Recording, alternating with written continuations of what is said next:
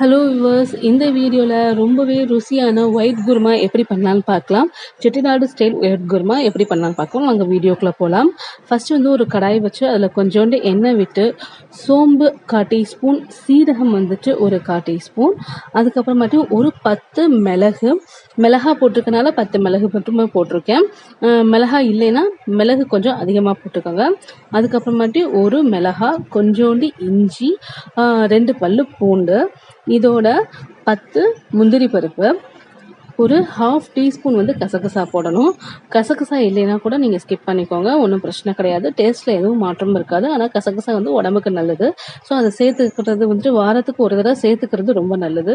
So இது எல்லாத்தையுமே கொஞ்சம் ரோஸ்ட் பண்ணிக்கோங்க. அந்த முந்திரி கொஞ்சம் கலர் மாற அளவுக்கு ரோஸ்ட் பண்ணிவிட்டு நல்லா தாராளமாக 2 கைப்பிடி நிறையா தேங்காய் பூ போட்டு அதையும் நல்லா ரோஸ்ட் பண்ணுங்க. தேங்காய் கொஞ்சம் லைட்டாக வதங்கணும். அது எண்ணெய் பிரியிற அளவுக்கு ரொம்ப வதங்க வேண்டாம்.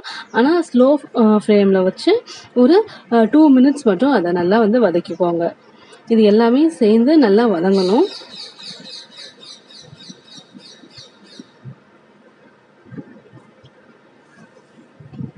ஸோ அப்பப்போ கிண்டி விட்டுக்கோங்க, இல்லைன்னா தேங்காய் கீழே பிடிச்சிடும்.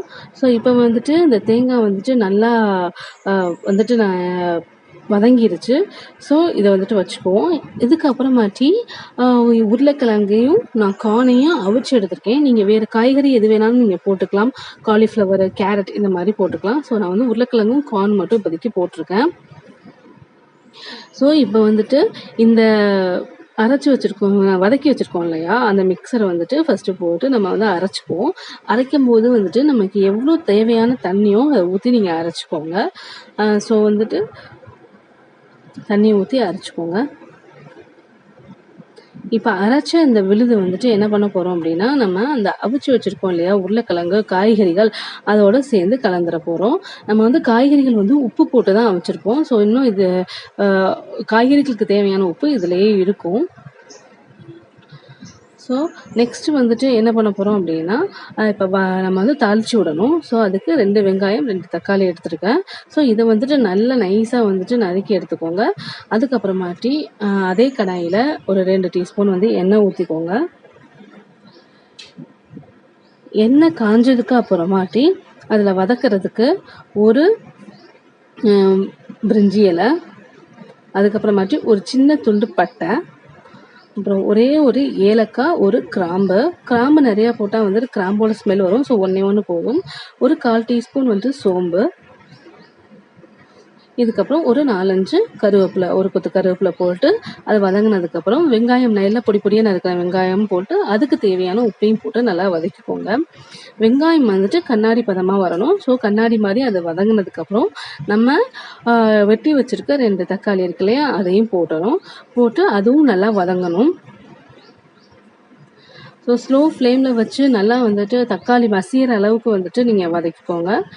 இப்போ தக்காளியும் வெங்காயமும் நல்லா வதங்கிருச்சு. இப்போ நம்ம சேர்த்து வச்சுருக்கோம் இல்லையா காய்கறியோட தேங்காய் எல்லாம் அரைச்சதோடு சேர்த்து வச்சுருக்கோம் இல்லையா, அதை அப்படியே எடுத்து கொட்டணும். அவ்வளோதான். கிட்டத்தட்ட நம்மளோட ப்ராசஸ் முடிஞ்சிருச்சு. இது எல்லாத்தையும் நல்லா கலந்து விட்ருங்க. நமக்கு வெங்காயத்துக்கு தேவையான உப்பு வெங்காயத்தில் போட்டிருக்கோம், காய்கறிக்கு தேவையான உப்பு காய்கறியில் போட்டு அவிய விட்டுருக்கோம். ஸோ நீங்கள் டேஸ்ட் பண்ணிக்கோங்க. உப்பு எனக்கு கரெக்டாக இருக்கனால நான் போடலை. நீங்கள் டேஸ்ட் பண்ணிக்கோங்க. உங்களுக்கு உப்பு தேவையாக இருந்துச்சு அப்படின்னா இந்த ஸ்டேஜில் நீங்கள் போட்டுக்கோங்க. ஸோ நல்லா கொதிச்சிருச்சுன்னா, ஒரு 2 கொதி கொதிச்சிருச்சுன்னா நல்லா ரெடி ஆகிடுச்சு. இதை சப்பாத்திக்கு அட்டகாசமான காம்பினேஷனாக இருக்கும். ஸோ இப்போ 2 கொதி கொதிச்சதுக்கப்புறம் மேலே மல்லி தலை சேர்த்து இதை இறக்கிடுங்க. ஸோ இது பூரி, சப்பாத்தி, தோசை, சாதத்துக்கு கூட இதை போட்டு பிணைஞ்சு சாப்பிட்லாம். ரொம்ப அட்டகாசமான காம்பினேஷனாக இருக்குது. நீங்களும் உங்கள் வீட்டில் ட்ரை பண்ணிவிட்டு எப்படி இருக்குங்கிறத சொல்லுங்கள். பாய்.